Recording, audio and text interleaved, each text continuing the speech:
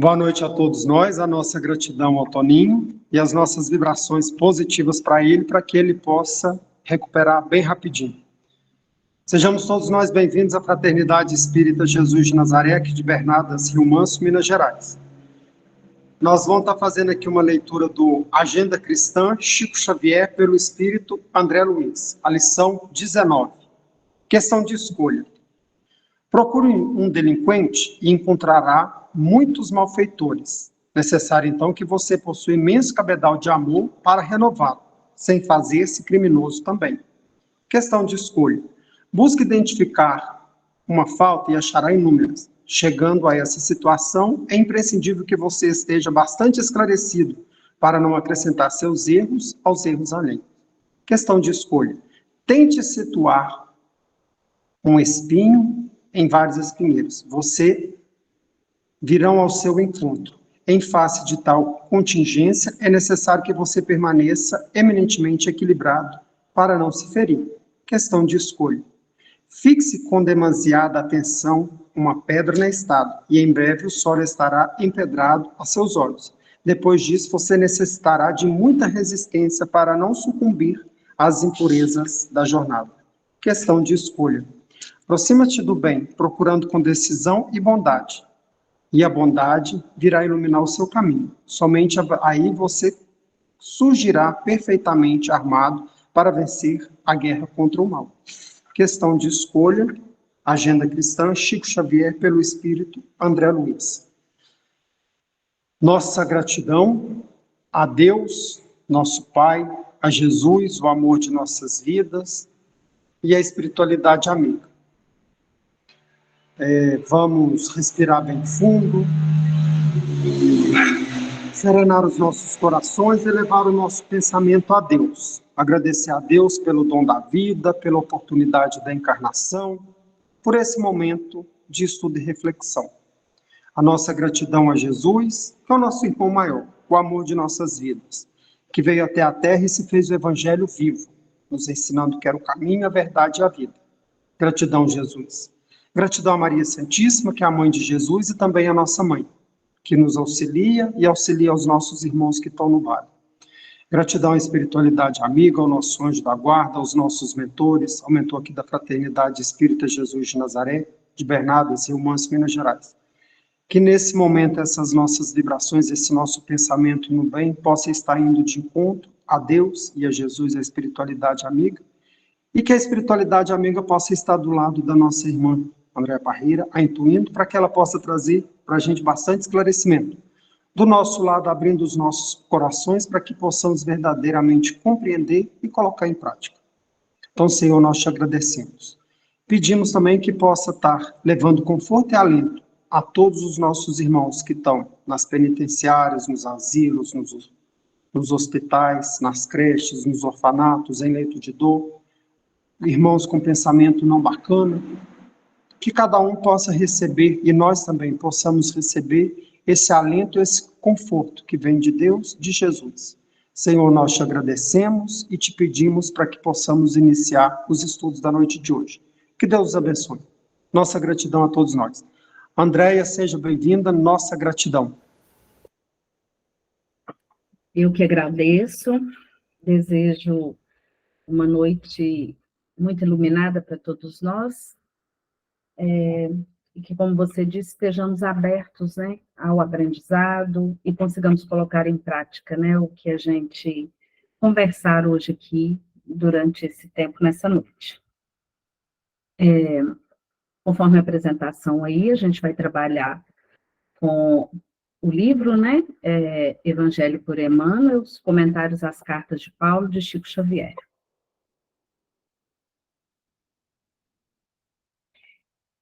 E aí,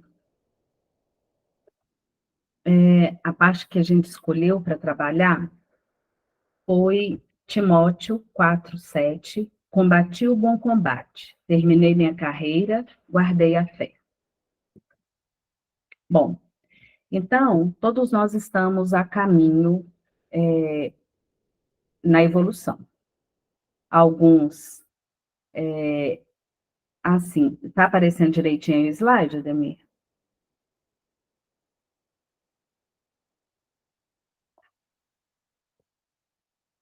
Ademir. Ele só não trocou o próximo slide, a apresentação. Ah, não? Continua na primeira?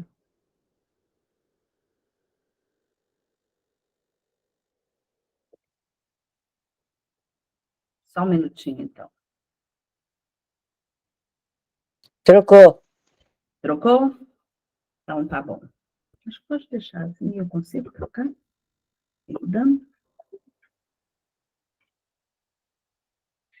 Bom, então, no trabalho da árduo, por que eu grifei a palavra árduo? Porque evoluir dói, né? Dói esse processo de crescimento interior, dói esse processo de nos transformarmos, porque toda transformação, toda mudança, toda transformação gera uma certa destruição. Então, no trabalho árduo da evolução, existe o combate e o bom combate. E aí fica, né, como uma interrogação para nós aí, um questionamento: quem nós somos? Somos os combatentes ou somos o bom combatente? Então, vamos ver aí. No combate, o nosso foco são os inimigos externos. Então, como está mostrando aí na figurinha, né? É a luta com o outro. E aí, gente, para combater esse outro, esse inimigo externo, a gente usa armas, nós enganamos, usamos de astúcia, criamos estratégias, fazemos as nossas artimanhas, né, para vencermos. Não necessariamente uma luta corporal, como está aí na imagem, mas e até de força física mesmo, se for necessário. E nesse combate, nós comemoramos a vitória. Nós vivemos, né, vivenciamos uma aparente felicidade sobre o adversário combatido. E quando eu falo de aparência felicidade ou uma falsa alegria, é porque angariar de todas essas armas para combater o nosso inimigo externo, nós estamos contraindo, nós estamos arruinando a nossa própria vida, contraindo para nós uma carga negativa. E aí o combate, ele prende o nosso coração à crosta da terra. Então, a crosta é a parte mais superficial da terra. E quando a gente usa a palavra prender, é no sentido de aprisionar mesmo. E o nosso coração é porque é a parte do sentimento, né? E aí eu lembrei, né, onde estava o vosso coração, aí está o seu tesouro. Então, se nós ficamos presos, com o nosso coração preso à crosta terrestre, né, a questão da materialidade, nós estamos, aqui está o nosso tesouro. E essa prisão que o combate nos apresenta, ela traz para a gente processos aflitivos de reajuste, através da lei de causa e efeito. Então, esses processos aflitivos aí, é porque todos nós, em algum momento da nossa vida, ou em vários momentos da nossa vida, nós vamos estar sofrendo pelas nossas escolhas equivocadas. Nós estaremos colhendo o plantio, talvez, de uma erva daninha, né, daquilo que não nos favorecia. E já o bom combate é uma luta que nós travamos contra nós mesmos. Então, é um embate íntimo, é olhar para nós mesmos e lutar contra as nossas dificuldades, as nossas imperfeições. O bom combate, ele, ao contrário do combate, o bom combate liberta nosso espírito para elevarmos-nos a planos superiores. Então, ao contrário de estarmos aqui presos à terra, ele possibilita que nós nos libertemos destas amarras, dessas nossas fragilidades, das nossas dificuldades, e que com isso a gente vai se elevando, a gente vai gradativamente se modificando para que alcancemos um patamar de evolução e habitemos em planos superiores. Então, gente, no bom combate, só voltar aqui um minutinho, no bom combate, é necessário que nós nos coloquemos vigilantes, então, contra sentimentos e características inferiores que nos entristecem a alma. E essas características e esses sentimentos, eles nos impedem de evoluir, de crescer espiritualmente. Então, quais poderiam ser essas características que nos prende, né, que nos impele e nos dificulta a evolução? A gente pode citar aí a revolta, o ódio, a raiva, a tristeza, a angústia, o preconceito, a intolerância e tantos outros sentimentos ou características que imbuídos deles, faz com que a gente se torne combatente, ao invés de ser o bom combate, de executar o bom combate. Então, nós temos que estar constantemente vigilantes a esses sentimentos e essas características que nos tira a oportunidade de sermos bons combatentes, nos coloca lá na situação de combatentes, nos impelindo à evolução, né, ao crescimento espiritual. E aí, hoje, na palestra lá na FEIC, né, a gente falava exatamente dessa questão da vigilância. E aí o Ellerson comentou que a gente tem a mania de falar, né, orai e vigiai. E aí, enquanto ele falava que a gente fala errado, que o certo é vigiar para orar, eu fiquei pensando que quando a gente está em vigilante, quando a gente está suscetível a energias que não são energias muito boas, né? A gente não consegue nem fazer uma oração. A gente não consegue se conectar com espíritos superiores, ou com Cristo, ou com Deus. É muito notório, e eu já vi depoimentos de pessoas dizerem assim, que tenta às vezes fazer uma prece, até essas preces, né, decoradas, e não consegue, se perde nela. Agora, imagine, então, a gente fazer uma prece espontânea. Então, a vigilância contra sentimentos e características que nos impede ou dificulta o nosso processo de aprendizagem é fundamental para que a gente consiga ser bons combatentes. E aí, de novo, né, eu estou trazendo a primeira pergunta, mas de uma forma mais destrinchada aí. Que luta? Qual é essa luta que nós estamos travando?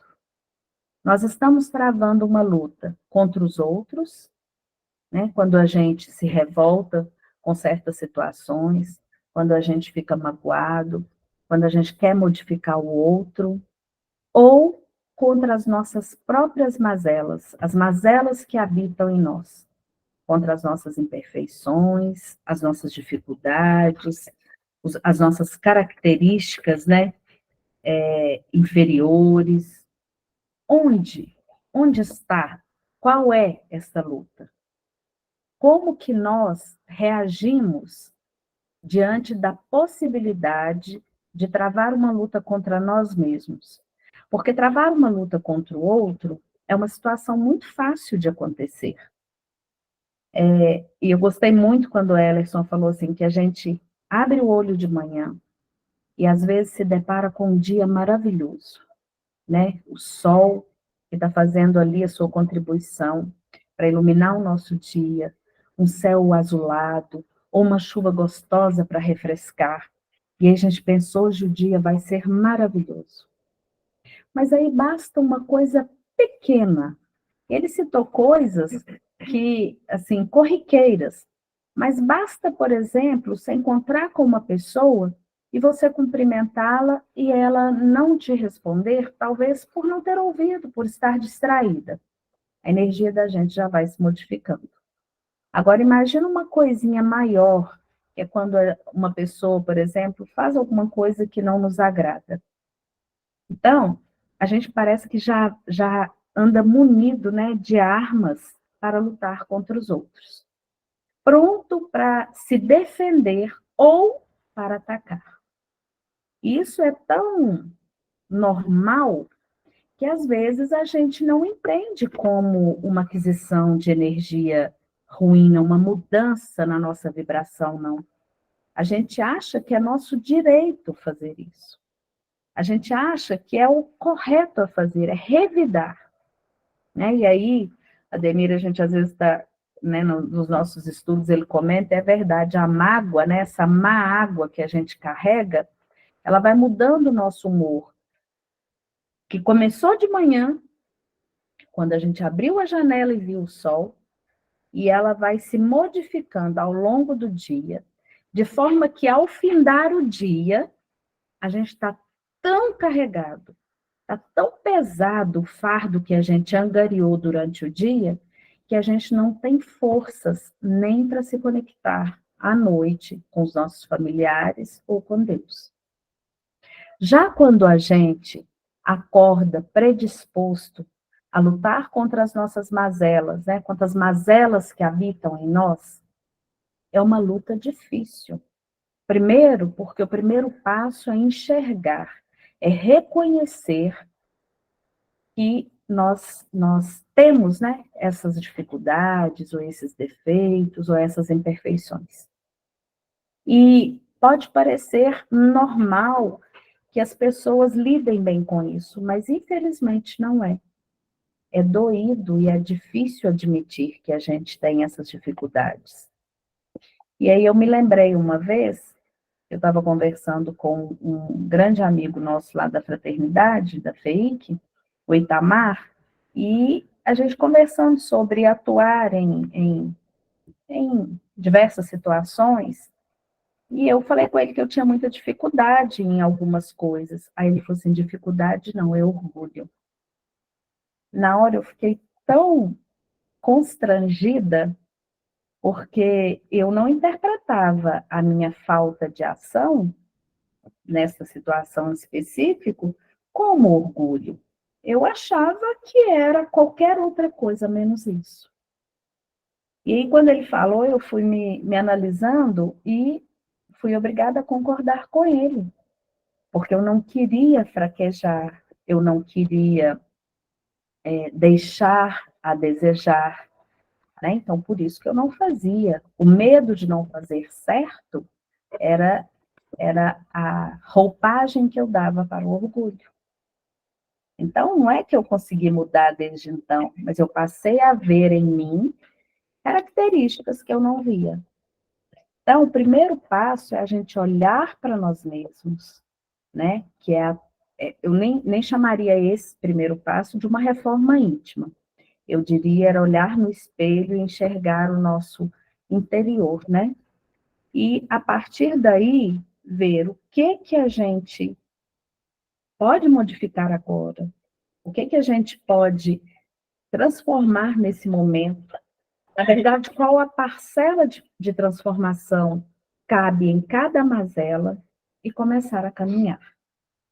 E aí, essa transformação passo a passo, que eu considero como uma reforma íntima, é ela que vai nos libertar, é ela que vai nos desprender, é ela que vai nos transformar de combatentes para bons combatentes. Aí, gente, apesar de eu ter começado, né, com aquela passagem, mas existem outras passagens nesse livro que fala do bom combate, então nós trouxemos agora, na passagem de Hebreus 12:1, Emmanuel nos traz que na aquisição da vida eterna é imprescindível que nos desfaçamos da indumentária asfixiante do espírito. Então, que seria essa indumentária asfixiante? Aquelas características e sentimentos que nós falamos, e aí eu vou resumi-las nas 10 palavras que a gente já conversou e a gente conhece, nas 7 palavras que a gente já conversou e conhece muito. O orgulho, o egoísmo, a vaidade, a gula, a inveja, a luxúria e a avareza. E aí cada um de nós pode interpretar estas palavras de acordo com a forma com que nós vivemos. Então, eu achei muito interessante que eu li um livro sobre a gula, não um livro da doutrina espírita, não, mas ele mexeu muito comigo, mas muito mesmo, porque a gente morre literalmente pela boca, né? E a gente ainda conversava sexta-feira aí na fraternidade, presencialmente, aí em Bernardas, e a gente ainda falava isso, assim, a gente sabe que não pode, por exemplo, comer em excesso nada, mas sabe que existem certos alimentos que a gente não deveria comer, mas a gente os come mesmo assim, né, prejudicando assim a nossa saúde. A vaidade não é ter o cuidado para consigo próprio, de estar limpo, né? Não é nesse sentido, são os extremos. E eu sempre digo que tudo que é extremo é muito negativo, né? Tanto um polo quanto o outro. O ideal seria que a gente tentasse conseguir ficar aí no meio termo, né? No equilíbrio.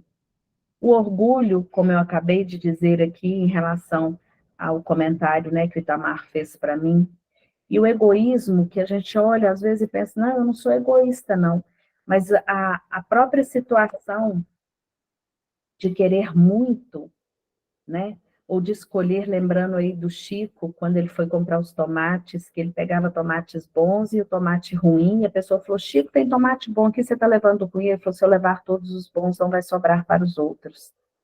Então, essas nuances, essas coisas pequenas que a gente vai observando e fala, como eu faço isso?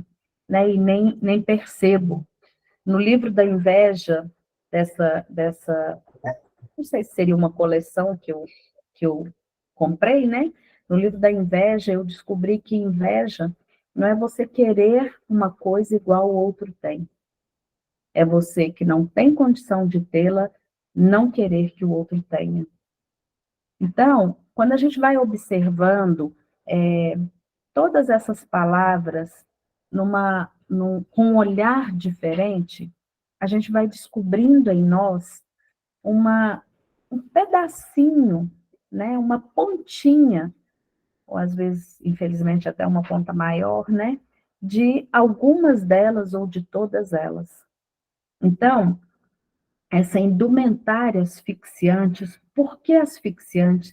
Como que a gente vai se sentir liberto? Como que a gente vai se sentir livre? Como que a gente vai se sentir leve, carregando todo esse peso? Porque pesa, gente. É doído sentir essas características e esses sentimentos negativos. É pesado quando a gente vai adicionando à nossa mala tudo isso, toda essa dor, essa revolta, essa angústia, esse ódio, né, essa mágoa que nos infla, é como se fosse que a gente estivesse adquirindo uma obesidade, né, sentimental, com todo esse peso. E aí é necessário que o coração se faça leve, aliviando todo esse fardo inútil. Por que é um fardo inútil? Porque ele não nos levará a lugar nenhum que seja bom. Ele nos coloca numa vibração muito pesada. E a gente sente no nosso corpo, de fato, toda essa energia, né, ela se materializa no nosso corpo. Por isso que quando a gente começa o dia bem e se deixa, por invigilância, contaminar pela vibração dos outros, a gente vai baixando a nossa energia, abrindo guarda para energias que não são positivas, e a gente vai baixando o nosso termômetro de energia positiva, e aí como se a gente chegasse em casa ao final do dia se arrastando. Mas não o peso do cansaço do trabalho, mas o peso do cansaço de toda essa energia negativa que a gente foi como uma antena, como um radar, capturando e trazendo para nós. Então, é muito importante que a gente se desfaça daquilo que não nos pertence. Ficar chateado com uma ação do outro não nos pertence porque a ação não é nossa. Ficar chateado porque uma pessoa não respondeu o nosso cumprimento ou não nos cumprimentou, não é nosso, porque a falta do cumprimento ou a ausência da resposta não partiu de nós. O dia que a gente começar a olhar mais para nós em todos os aspectos, inclusive no aspecto de caridade para conosco mesmo, de nos preocuparmos mais com como nós estamos nos sentindo, quem de fato nós somos, que papel nós devemos ocupar, e se apropriar disso ao ponto de não nos preocuparmos com o que o outro está pensando ou está fazendo, até em relação a nós, nós vamos estar nos desfazendo dessa indumentária asfixiante. E aí também em Hebreus 12:4, diz que o discípulo sincero do Evangelho vive em silenciosa batalha no campo do coração. E aí, gente, Paulo, né, nos trouxe lindamente esse exemplo, quando quantas vezes, inclusive quando ele né, teve a transformação de Saulo para Paulo, quando ele de fato conheceu o Cristo e se apropriou dos ensinamentos, o que ele fez? Ele foi para o deserto se isolar. Esse isolamento era para que ele silenciosamente travasse uma batalha no campo do coração. Porque a transformação, ela se deu rapidamente, quer dizer, caiu a ficha dele muito rápido, ele logo entendeu que ele estava no caminho errado. Mas tirar tudo aquilo, tirar essa indumentária, precisava de tempo, e precisava de trabalho, e precisava de batalha. Então, é uma luta com o próprio coração. Porque se a gente fala de coração, não como um órgão que bombeia o sangue, mas como o nosso baú, né? Onde a gente guarda todo o tesouro, o lugar do sentimento, da emoção, né? do amor. Então, vocês imaginam quão profundo e quão difícil é abrir esse coração, fazer essa limpeza e essa transformação. Então, é de fato uma batalha. E aí, voltando lá para a carta, né, a Timóteo, que eu comecei lá, 4.7, toda vez que nós entramos em combate com o próximo, nós estamos angariando mais munição para lutarmos contra nós mesmos.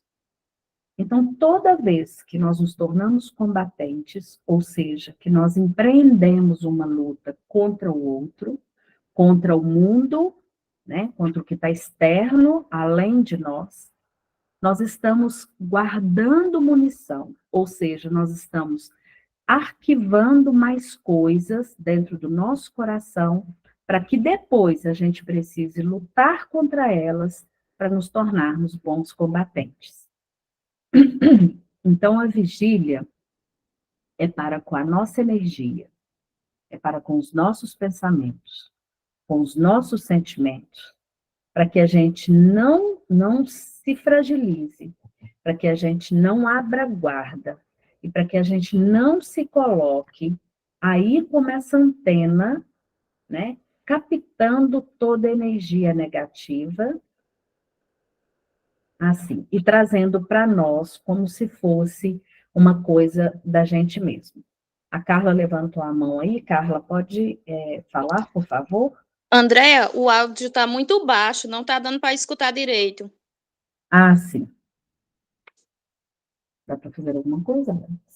Não, tá tranquilo. Eu acredito que é o microfone, o áudio dela.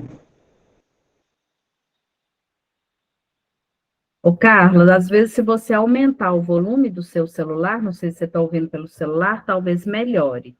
Dá uma olhadinha se é o seu que está baixo, por favor. Já está no máximo o meu celular. Antes eu estava te escutando direito, mas há instantes está bem baixinho tua voz.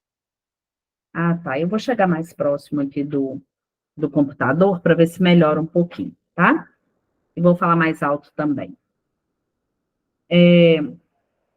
Então, essa vigília constante, né, como eu estava dizendo, para que a gente não coloque dentro do nosso coração mais munição para que a gente tenha que lutar contra ela, contra nós mesmos, né, contra o que está guardado em nosso coração posteriormente. E aí, gente, o Saulo, conforme eu citei, né, antes do encontro com Cristo, ele vivia em combate. Então, até conhecer o Cristo, né, que depois ele se transformou em Paulo, mas enquanto Saulo, ele vivia constantemente em combate. E o que o levou ao encontro do Cristo também foi o combate, né? Ele empreendeu uma responsabilidade de procurar aquele Cristo que estava trazendo uma linguagem, um modo de vida tão peculiar que estava transformando pessoas. Mas ele não tinha ido ao encontro do Cristo, ele tinha ido de encontro ao Cristo. Ele tinha ido empreender uma luta contra o que estava externo a ele. Então, ele era um combatente. E a partir do encontro com Cristo, Saulo, né, virou Paulo de Tarso e passou a viver o bom combate. E eu concordo com todas as pessoas que dizem que Paulo de Tarso, Maria de Madalena, entre outras pessoas, né, Maria de Magdala, entre outras pessoas, são grandes exemplos para nós de pessoas que, de fato, empreenderam o bom combate e lutaram esse bom combate dia a dia, buscando a sua transformação pessoal. E o que fez com que todos ao lado deles, né, todos que cruzaram o caminho deles, também de alguma forma mudasse, foi o exemplo. É o exemplo deles, é a persistência deles, é a transformação interna que cada um sofreu, é que fez com que todos ficassem admirados, curiosos, espantados e quisessem descobrir o que aconteceu. Então, até o caminho de Damasco, Paulo vivia em função dos triunfos mundanos e das aquisições passageiras. O que era esse triunfo?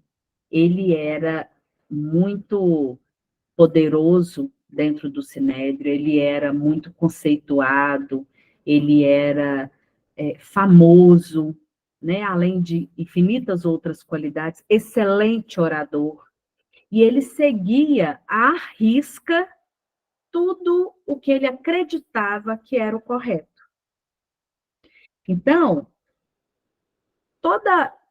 tudo que aos nossos olhos, né, era considerado como maldade, que nos causa alguma repulsa, para não dizer outras palavras, ele achava, né, ele de fato acreditava que ele estava fazendo o que era certo, porque ele cumpria religiosamente a lei de Moisés. E quando ele conheceu o Cristo, né, a partir deste momento de encontro com Cristo, quando Ananias o recolheu cego e transtornado, entrou em doloroso processo de subordinação. Então, se a gente pegar as palavras ao pé da letra, como está dizendo aí, cego, ele ficou cego diante da energia maravilhosa, do poder de amor do Cristo. Então, gente, é como se a gente saísse de uma escuridão, né, de um quarto escuro, e abrisse a janela e o sol brilhasse nos nossos olhos. A gente se sentiria, a gente se sente, na verdade, por algum tempo cego mesmo, queima os olhos. Então, quando Saulo teve esse encontro com Cristo, ele teve as suas vistas queimadas, ele teve o seu mundo transformado. E ele não conseguia compreender tanta luminosidade, tanta beleza, tanto amor. E aí, Ananias, a quem, né, Saulo estava procurando, é que foi incumbido de ir lá auxiliá-lo.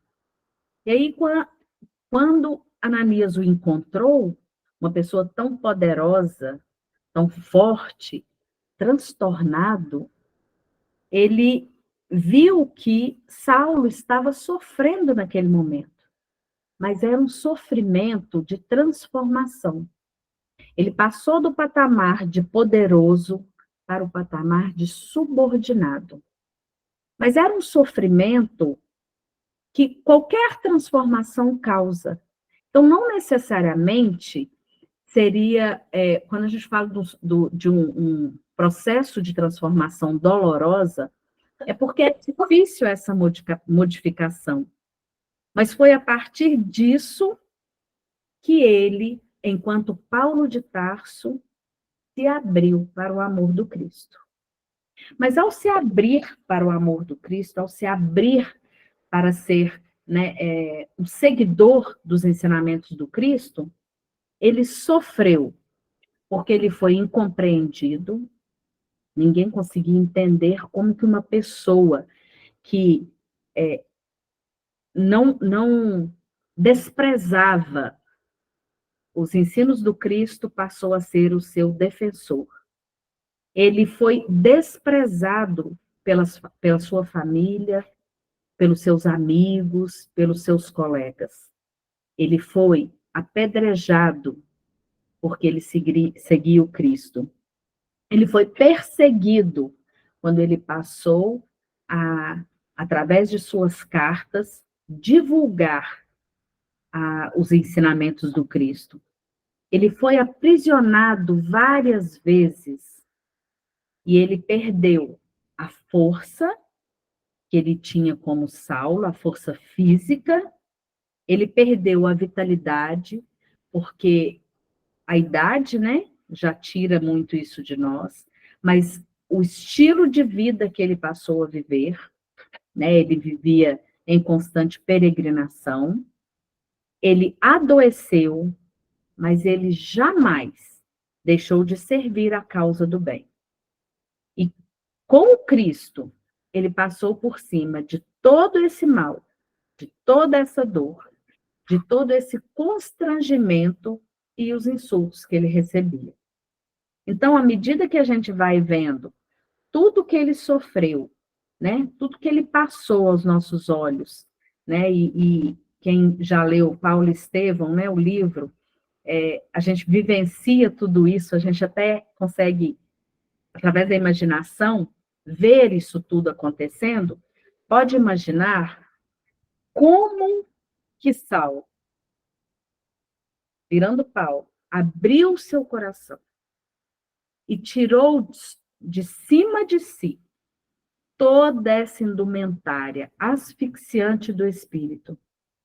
E como que, apesar de, aos nossos olhos, ele ter ficado frágil, fraco, velho, né? Porque ele foi envelhecendo tanto com o passar dos anos, quanto com o estilo de vida que ele passou a viver, aos nossos olhos que a gente possa imaginar assim, que ele estava enfraquecido, ele estava cada dia mais fortalecido no amor do Cristo. E aí, ao término da sua carreira como semeador da verdade, ele deixou a terra na condição de verdadeiro triunfador.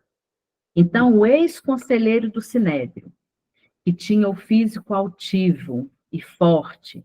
E aí, aqui entre nós, quando eu li e estudei o livro Paulo e Estevão, eu criei desse Paulo, desse Saulo, uma figura física maravilhosa. Então, vocês imaginam, se enquanto Saulo ele tinha toda essa beleza, essa robustez, essa força, essa vitalidade, ele deixou a terra como Paulo, aparentemente arrasado, vencido, até destruído fisicamente e moralmente perante as pessoas com as quais ele convivia, enquanto lá, né, um doutor do Sinédrio. Mas, na verdade, na condição de verdadeiro triunfador. Porque ele colocou para ele como tarefa, ele colocou para ele como parte dessa transformação íntima, né? Colocou para ele como uma luta pessoal, como um bom combate, além de se modificar, levar a tantos quantos fosse possível a palavra do Cristo. Então, ele cortou lugares desertos de ponta a ponta, levando, né, a boa nova, as palavras de amor, de fé e de caridade do Cristo, e nos deixou, né, lindas cartas, como parte dessas que a gente está aqui hoje, nessa noite que nós estamos aqui estudando, né, conversando sobre elas. Então, gente, em Coríntios 4,16, segundo Emmanuel, Paulo recomenda que não devemos nos deixar abater. Ainda que a carne, o corpo físico se corrompa, a individualidade, o espírito imortal se renova incessantemente. E aí, nós devemos compreender, e eu falo muito assim nas conversas, nos bate-papos que a gente tem, dentro das casas que eu frequento, que a gente precisa ser caridoso conosco. A gente precisa compreender que essa transformação que para Saulo ocorreu, né, numa só encarnação, que nós provavelmente já estamos imbuídos desse bom combate já há algum tempo. Porque nós estamos aqui hoje, dentro da doutrina espírita, já com algum conhecimento. Mas eu acredito que por estarmos aqui, tendo esse diálogo hoje, a gente já traz algum resquício de outra vida dessa compreensão. Então, nós não podemos viver por aí nos chicoteando, nos punindo, nos condenando, né? Porque o julgamento, infelizmente, eu acho que esse a gente não vai ficar livre dele, o auto-julgamento, muito rápido, não. Porque a gente julga o outro, né? E acaba nos auto-julgando também. Porém, é mais fácil julgar o outro, né? É mais fácil essa luta externa, né? Mas que a gente tenha compaixão para conosco, de compreendermos que essa transformação, ela é diária, ela é íntima e ela é difícil. É literalmente uma batalha. E mesmo que a gente esteja, né, que a gente veja que o tempo está passando, que o nosso corpo físico está nos abandonando no sentido de força, no sentido de virilidade, que a gente compreenda que o nosso espírito, que é o que nós temos de mais íntimo, é o que nós temos de mais poderoso e de mais importante, né? Porque o corpo físico é uma roupagem. Hoje eu estou Andréia, em outras vidas eu devo ter sido, sei lá, né, qualquer outro nome aí, e no futuro nem consigo imaginar quem eu serei. Mas o meu espírito, ele é imortal. E ele se renova incessantemente. Nenhum de nós vamos ficar para trás nessa jornada da evolução. Nenhum de nós vamos ser esquecidos. Não existe ovelha perdida. Não existe deixar para trás. Existe cada um caminhar de acordo com as suas condições, de acordo com o que o próprio corpo físico e que o nosso patamar de evolução nos permite caminhar.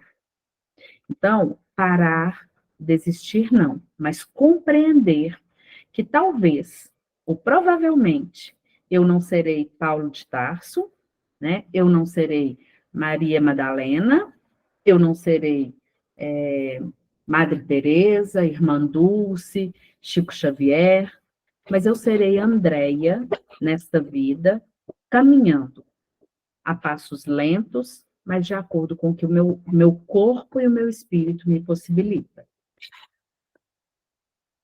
E aí, é indispensável preservar com esforço no autoaperfeiçoamento, em vigilância constante, na atividade que nos ajude e nos enobreça. Então, gente, é uma luta todo dia. É uma luta diária. Então, nós precisamos perseverar. Eu falei preservar, me desculpem. Nós precisamos perseverar com esforço. Nós precisamos acreditar que cada passo que eu dou é um passo que me eleva mais enquanto espírito e enquanto pessoa, né, seguidora dos ensinamentos do Cristo. E quando eu estou dando esses passos, eu estou me autoaperfeiçoando. Eu estou me preparando para habitar em mundos mais evoluídos.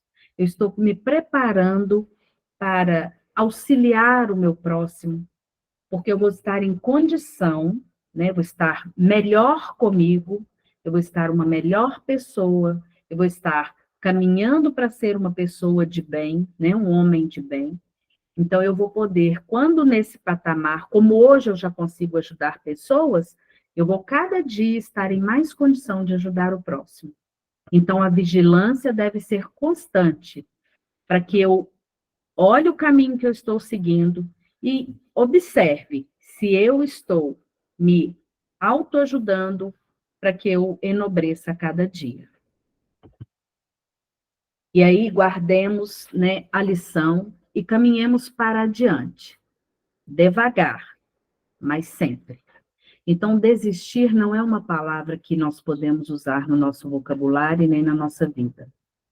Não adianta sentar, né, no passeio e falar, agora eu não dou conta mais. Além de só nós podermos percorrer o nosso caminho, nós podemos ter alguém ao nosso lado, mas ninguém caminha por nós.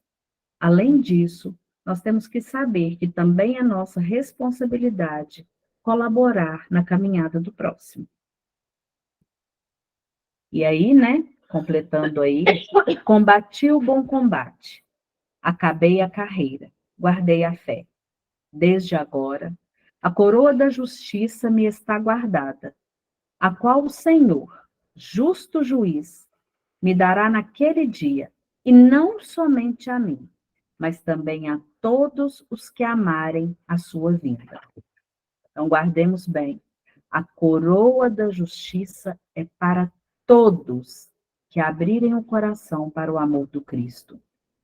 Então, gente, fica aqui para nós mais do que um convite, um chamado, para que todos nós abramos o nosso coração, para que todos nós permitamos que o Cristo habite em nós. Porque quando ele diz, muitos serão chamados, poucos os escolhidos, nós estamos escolhíveis? Nós estamos nos abrindo para o amor do Cristo? Nós estamos recebendo o convite, o chamado e o atendendo? E aí, esse é um artigo que está lá na revista O Consolador, né? Eu esqueci agora o ano, eu vou ler para você só para a gente finalizar aqui. É uma parte só do artigo, tá? Quem escreveu o artigo foi Ana Paula Lazzarini. Não puxou tudo? Tá. E em toda parte, o verdadeiro campo de luta somos nós mesmos. Emmanuel, Justiça Divina, obra de Emmanuel, psicografada por Chico Xavier, lição 1. Quando falamos de bom combate, estamos falando a respeito de nossa luta íntima, da necessidade de transformação moral, da melhoria de quem somos, da destruição do homem velho vicioso, arrogante e prepotente, para o despertar do homem novo revigorado, pleno de fraternidade, de amor ao próximo e conectado com o Evangelho Redentor. O bom combate acontece diariamente, sem que percebamos, em todos os momentos da nossa existência. Por essa razão, Emmanuel, estimado benfeitor espiritual, recomenda que reconheçamos a oportunidade de combate quando, por exemplo, num momento de dificuldade, ao invés de nos entregarmos ao desânimo e lamúrias, nos entreguemos à luta redentora para a nossa melhoria pessoal e a oportunidade de renovação na conquista de valores, da vitória sobre as nossas imperfeições morais. Nossos inimigos são, na verdade, essas imperfeições que acabam por promover débitos e culpas perante a lei divina, convidando-nos a mudanças pessoais na conquista da verdadeira vitória. Então, é um compilado, mais ou menos, né, do que a gente falou hoje. E aí eu encerro, desejando que o amor e a paz de Jesus Cristo habite em nossos corações. Muito obrigada por permitir, né, que a gente entrasse na casa de vocês e compartilhasse com vocês aí um pouquinho dos nossos estudos. Nossa gratidão, que leveza as reflexões, que possamos combater o bom combate, tirar essas armaduras, né, e ficar leve, é o que a gente precisa. Deus abençoe. Você termina e finaliza para a gente com uma prece, pode ser? Sim.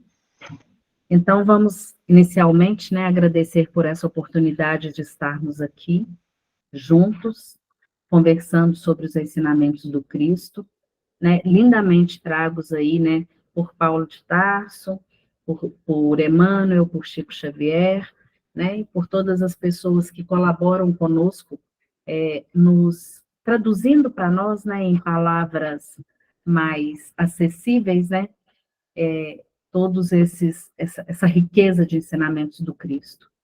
E aí, eu gostaria de agradecer também, como diz o Ellerson hoje, né, pelo mal que não nos aconteceu, por todas as coisas boas que nos aconteceram, pedindo a Deus que habite o nosso coração, de forma que, ao pensarmos em sermos combatentes, lembremos do bom combate e abramos o nosso coração para que todas as nossas mazelas, todas as nossas imperfeições e as nossas dores sejam substituídas grandemente pelo amor, a caridade e a fé em Deus. Então, desejo a todos vocês uma excelente noite de domingo e uma semana muito abençoada. Assim seja. E assim seja. Boa noite. Boa noite, Andréa.